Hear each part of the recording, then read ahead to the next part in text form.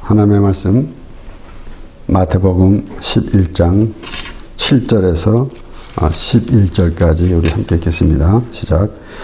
저희가 떠나매 예수께서 무리에게 요한에 대하여 말씀하시되 너희가 무엇을 보려고 광야에 나갔더냐?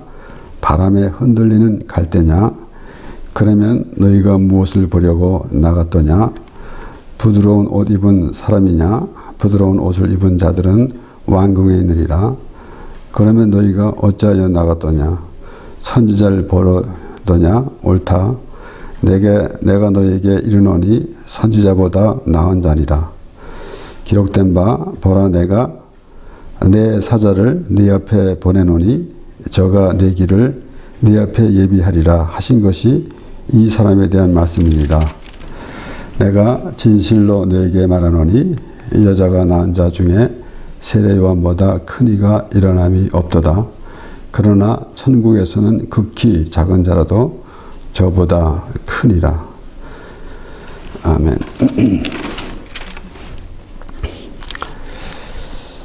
우리 오늘 7절부터 말씀을 읽었는데 우리 앞에 보면은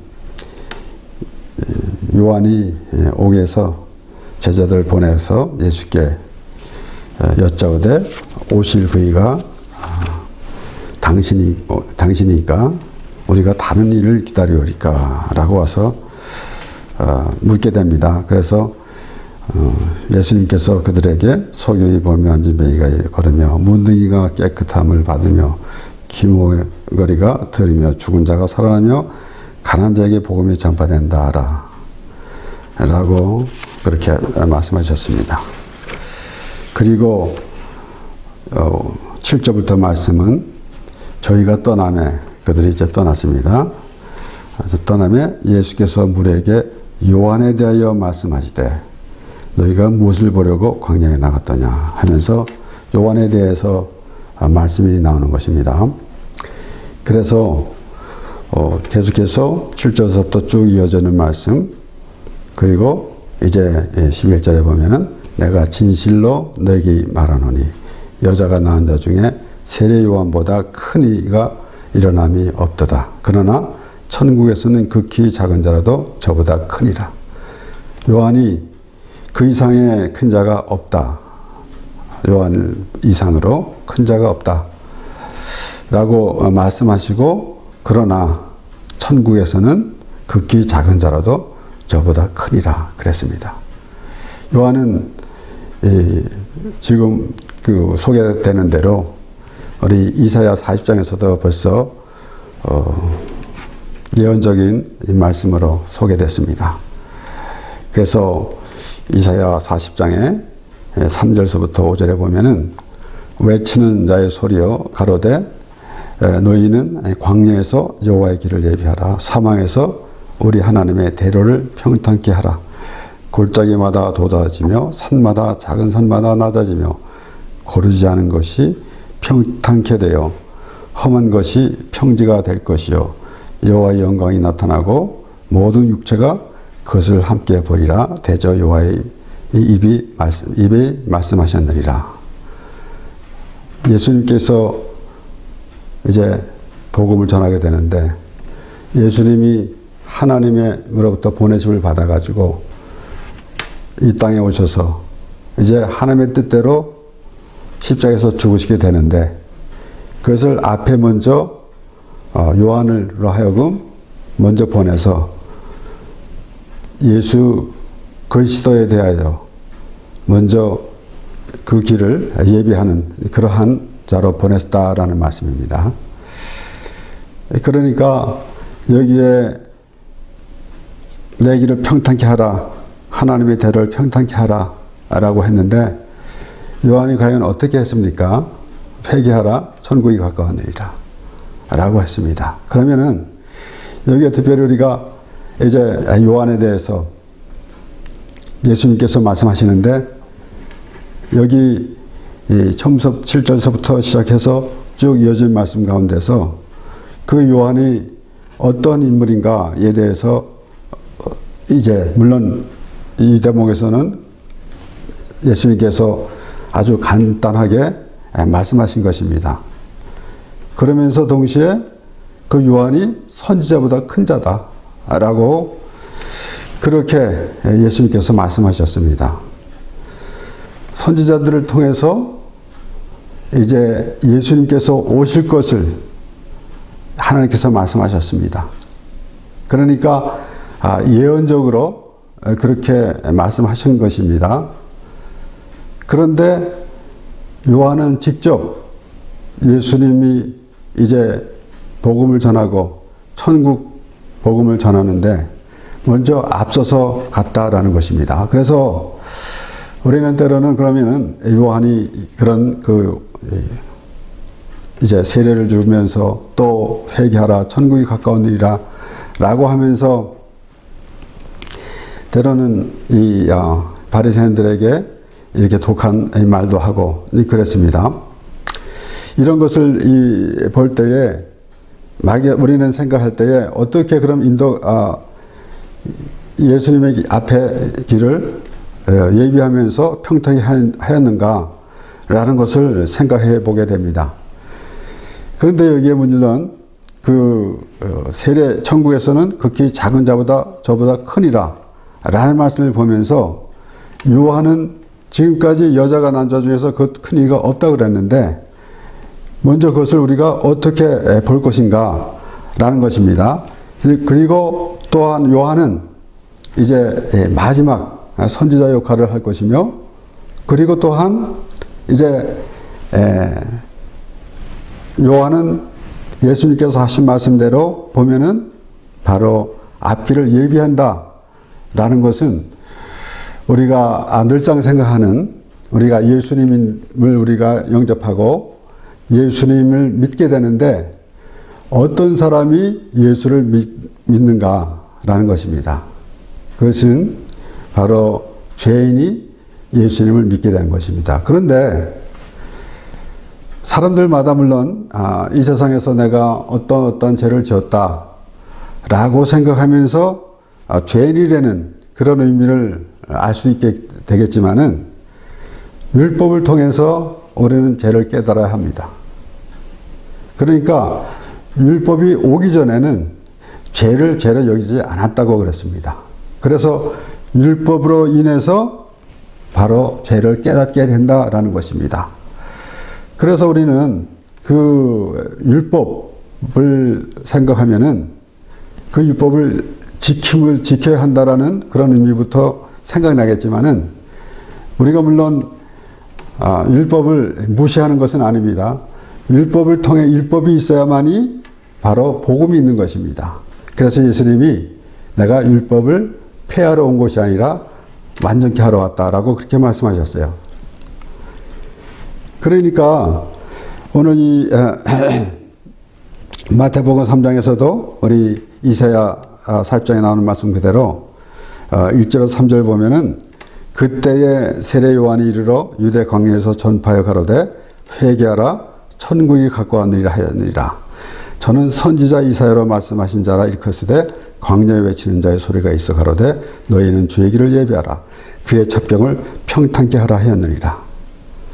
그래서 이사야 선지자를 통해서 벌써 예언된 이 말씀이 이루어지는데 세례 요한이 예수님의 앞에 서면서 회개하라 천국이 가까웠느니라 그랬던 것입니다.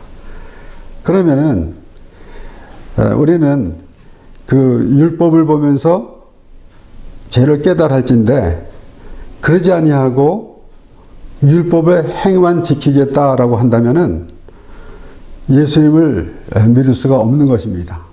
그러니까 회개하라라고 그렇게 외치는 바로 그 요한이 세례 요한이 예수님의 길을 예비한 것입니다. 예수님이 바로 오셔가지고 회개하라라고도 할 수 있겠지만은 하나님께서는 미리 요한을 보내주셔서 예수님이 오실 것을 그렇게 직접 말하게 했던 것입니다. 그러므로 우리는 바로 율법이 없으면은 복음이 의미가 없다라는 그러한 생각을 해야 합니다. 그래서 이제 너희는 주의 길을 예비하라 그의 첩경을 편탄케 하라 하였느니라 라고 이게 마태복음에서도 이렇게 말씀이 나오고, 그리고 누가복음 3장에 보면은 이제 3장 15절에서 17절까지 말씀을 보면은 백성들이 바라고 기다림으로 모든 사람들이 요한을 혹 그리스도신가 심중에 의논하니 요한이 모든 사람에게 대답하여 가로되 나는 물러 너에게 세례를 주거니와 나보다 능력이 많으시니가 오시나니 나는 그 신들매를 풀기도 감당치 못하겠노라. 그는 성령과 불러 너에게 세례를 주실 것이요 손에 키를 들고 자기의 타작마당을 정하게 하사 알곡은 모아 곳간에 들이고 쭉정이는 꺼지지 않는 불에 태우시리라. 결론부터 이 말씀드리면은 요한은 율법을 상징할 수가 있는 것입니다. 그러므로 여기에 이제 요한이 나는 그의 신들매 풀기도 감당치 못하겠다 라고 말하는 것을 보면서 요한은 아주 겸손한 사람이다, 그런 수준으로만 보고 넘어갈 때가 많이 있습니다.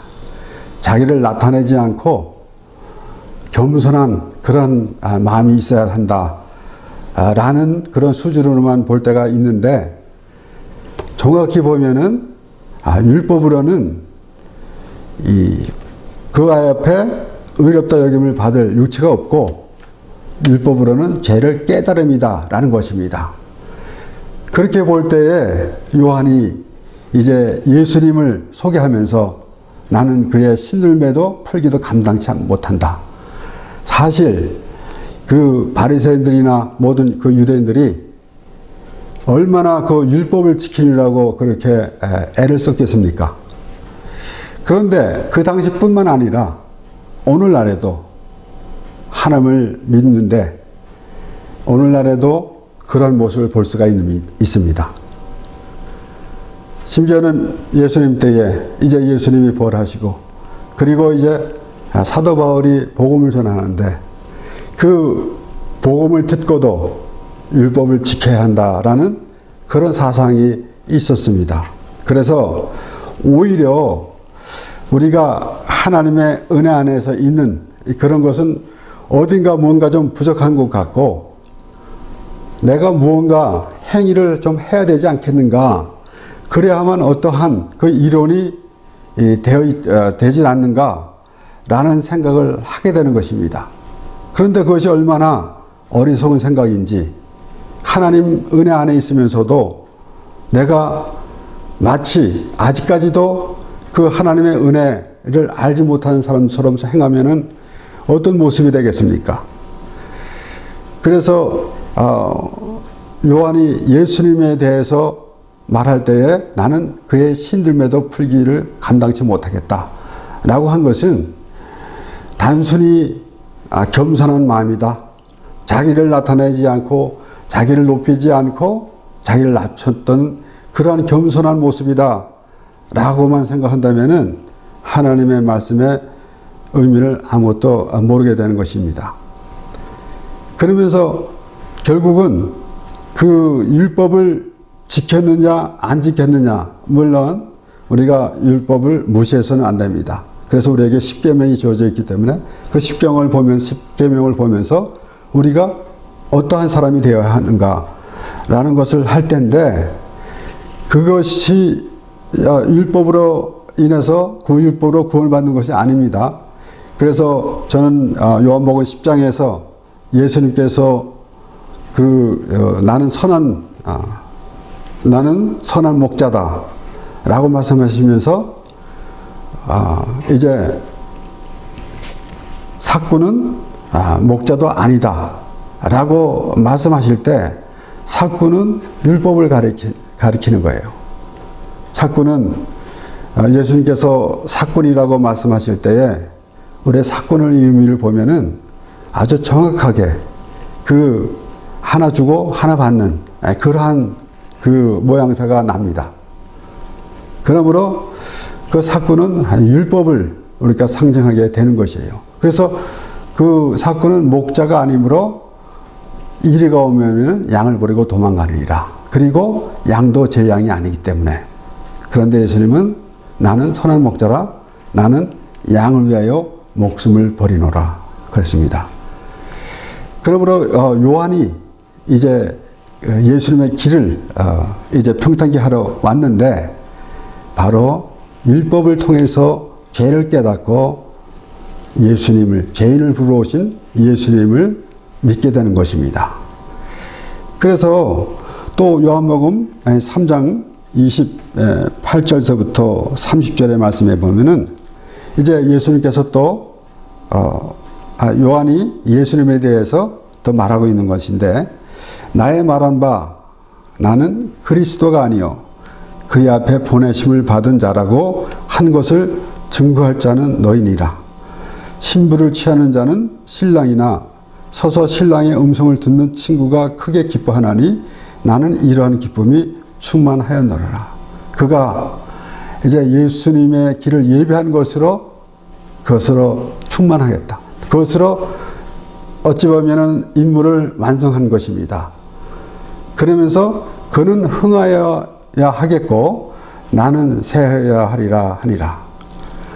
이 말씀을 보면서 참 조금 이제 이 어떤 사람이 한 말을 듣고 조금 언짢은 생각을 가졌는데 어떤 교회에서 오면은 어떤 교회에 이제 말하자면은 오늘날 우리가 말하는 대로 이제 부흥 강사로 왔는데 그 본교회 목사를 칭해서 그는 흥하여야 되겠고 나는 쇠해지리라 라고 그렇게 말하는 것을 들었을 때 참 마음이 불편했습니다. 그런 의미로 된다면은 하나님이 지금 예수 그리스도에서 말씀하시고 그리고 예수 그리스도께서 어떻게 우리에게 십자가의 은혜를 주실 것인지 라는 것을 말씀해 주시는데도 그것이 전혀 해당되지 아니하고 하나님의 말씀이 통째로 날아가 버리는 그러한 대목이 되고 많은 것입니다.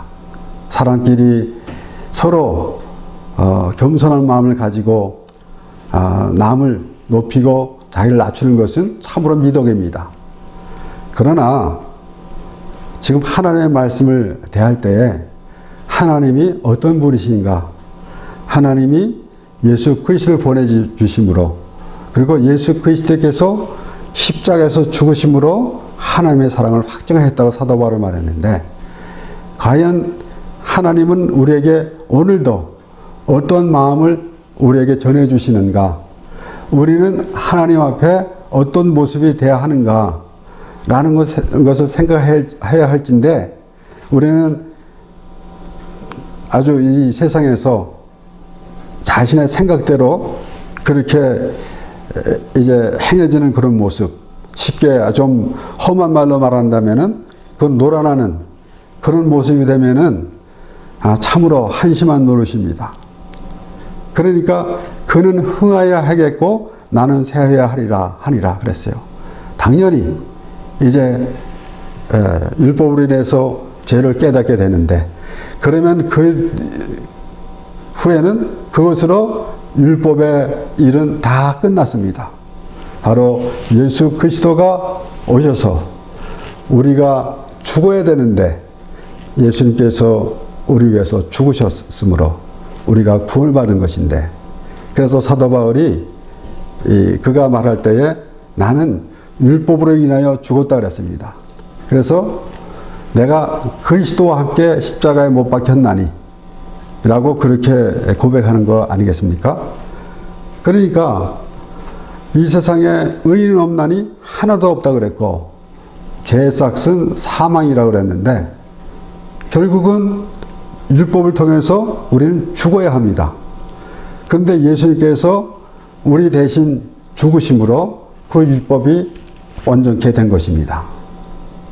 율법을 완성시키러 왔다고 예수님께서 하신 말씀 가운데서 우리는 뭔가 율법이 부족한 것이 있어서 완성시켰다라는 의미는 아니지 않습니까?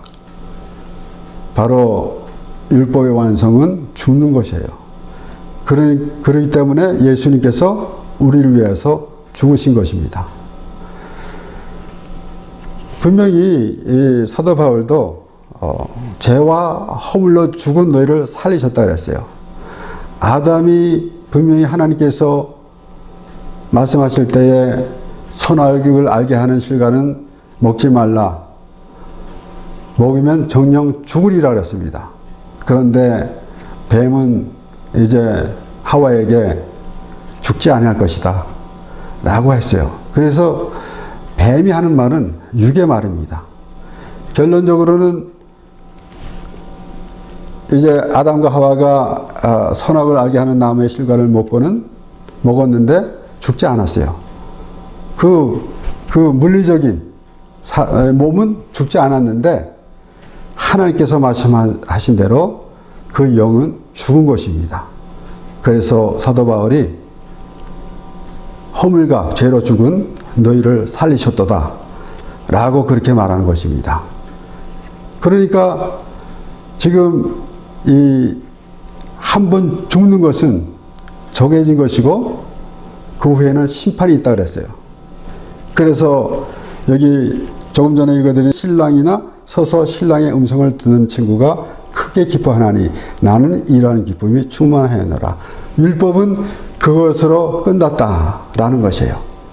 물론 사람들이 이제 반론도 말할 수가 있겠죠. 그러나 우리는 먼저 하나님의 은혜, 예수 그리스도의 십자가 은혜 안에만 먼저 생각해야 합니다. 그리고 그 안에서 우리는 구원받은 사람이 어떻게 살아가야 하는가라는 것을 생각해 봐야 하는 것입니다. 하나님의 은혜라는 그런 의미는 아예 접어두고 내가 무슨 어떤 선한 행위를 해야 한다라는 생각을 하면 안 된다는 것이죠. 사실 우리가 이 기독교인들은 특별히 윤리와 도덕 그 이상으로 살아야 합니다. 그러나 그렇지 못할 때가 얼마나 많이 있습니까?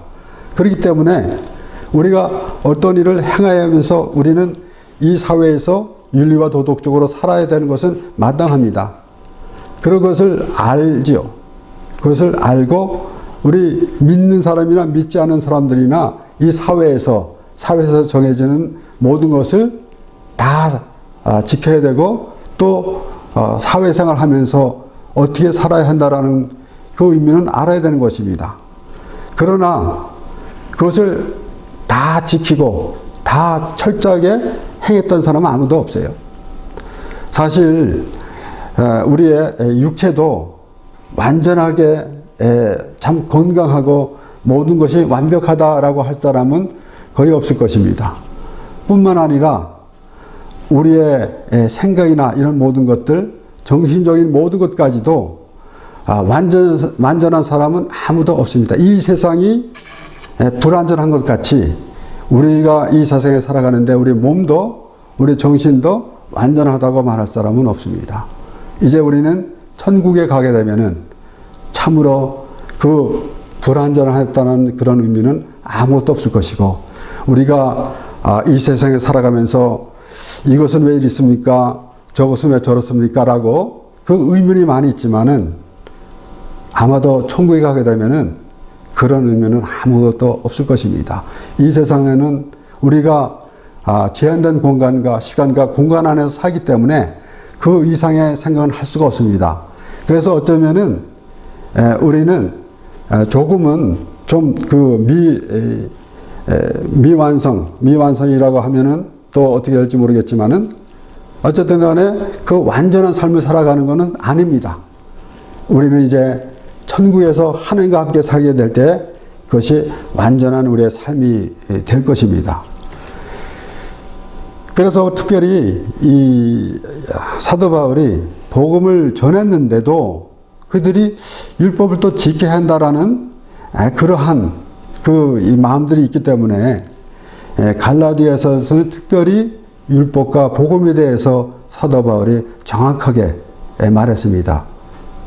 하갈에 대해서, 사라에 대해서도 그렇게 말했고, 그리고 골로새서에서도 그렇게 사도 바울이 말했는데, 우리 이 갈라디아서 4장 1절에서 5절 말씀을 보면은, 내가 또 말하노니 유업을 이을 자가 모든 것의 주인이나 어렸을 동안에는 종과 다름이 없어서 그 아버지의 정한 때까지 후견인과 청지기 아래 있나니, 이와 같이 우리도 어렸을 때에 이 세상 초등학문 아래 있어서 종노릇 하였더니 때가 참에 하나님이 그 아들을 보내사 여자에게서 나게 하시고 율법 아래 나게 하신 것은 율법 아래 있는 자들을 속량하시고 우리로 아들의 명분을 얻게 하려 하심이라 했어요.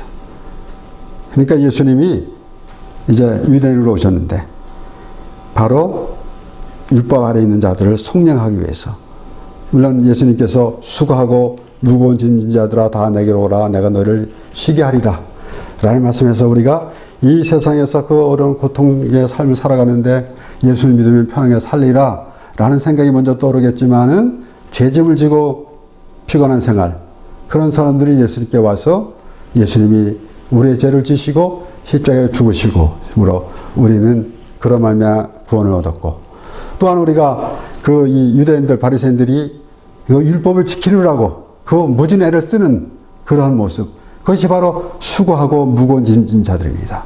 그래서 예수님이 분명히 그 죄를 지시고 십자가에서 죽으셨는데 아직도 그 짐을 지고 있다라면 얼마나 참 어리석은 사람이 되겠습니까? 그래서 사도 바울이 그렇게 말하고 있는 것입니다. 이와 같이 우리도 어렸을 때 이 세상 초등학문 아래에서 종노를 하였더니 그랬어요. 그래서 결국은 그 율법 아래 있었는데 예수 그리스도로 말미암아 우리가 율법에서 벗어났다라는 것입니다.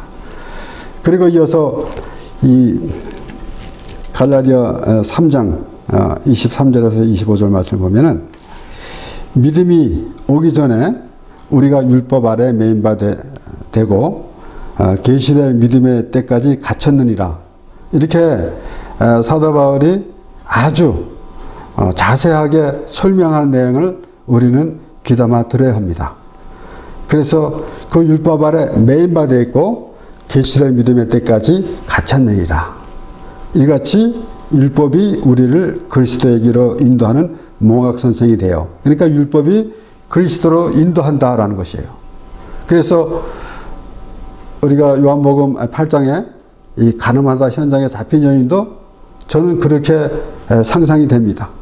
바로 율법을 통해서 끌려왔는데 누구한테? 예수 그리스도 앞에.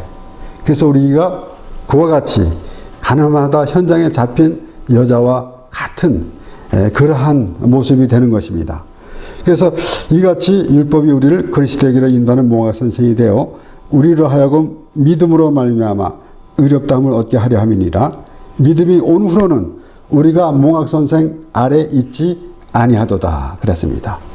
그러니까 아이가 학교 가기 전에까지 이제 그 아이를 가르치던 사람이 있었는데, 아이가 학교를 가게 되면은 그 이상의 이제 학교를 가서 공부하게 되는데, 학교 가기 전에 가르쳤던 사람 밑에 있을 필요가 없다라는 것입니다.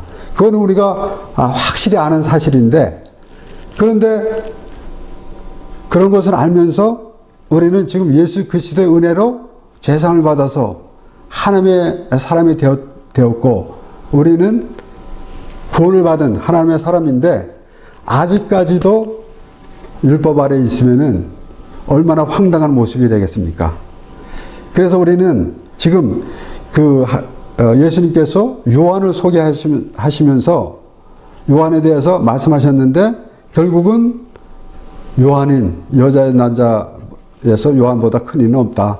그런데 천국에서는 아무리 작은 자라도 저보다 크리라 그랬어요. 그러니까 지금 요한을 예수님께서 소개하시는 말씀 안에서 요한은 율법을 상징하는 것이고, 그리고 천국에서는 작은 자라는 것은 결국은 하나님의 은혜로 죄상을 받은 하나님의 백성을 말하는 것입니다. 그러면은 결국은 지금 예수님께서 요한에 대해서 말씀하시는데 요한에 대해서 말씀하시면서 결국은 예수 그리스도 당신을 드러내는 것입니다. 그러니까 요한은 그때까지고 그리고 이제 그 율법으로 말미암아 죄를 깨닫게 되고 그래서 죄인을 부르신 예수님을 믿게 되는 것입니다. 그러므로 우리는 막연하게 그냥 열심히 내가 교회를 많이 다녔다. 오랫동안 교회를 다녔다. 내가 교회에서 많은 일을 했다. 라는 것이 우선되지 말고 나는 하나님의 은혜 안에서 하나님의 예수 그리스도의 십자가 은혜로 제사함을 받은 하나님의 백성이다라는 그런 믿음으로 감격스러운 삶이 되어야 하는 것입니다. 그래서 야곱이 여호와께서 과연 여기 계시거늘 라는 그러한 기쁨의 탄성이 나오게 되는 것입니다. 그래서 우리가 알고 있던 우리가 생각하던 그러한 종교생활 또는 우리의 세상의 물질을 구하며 세상의 복과 물질을 구하는 그런 모습에서 있다가 하나님이 우리를 부르신 그 하나님을 바라보게 될 때에 나를 구원하신 하나님, 나와 함께 하신 하나님, 나와 영원히 천국에서 함께 살기 원하시는 하나님, 그 하나님 만날 때 우리는 과연 이 세상에서도 무엇과도 바꿀 수 없는 그러한 큰 기쁨으로 하나님과 동행하며 살아가는 삶이 되는 것입니다. 기도하겠습니다.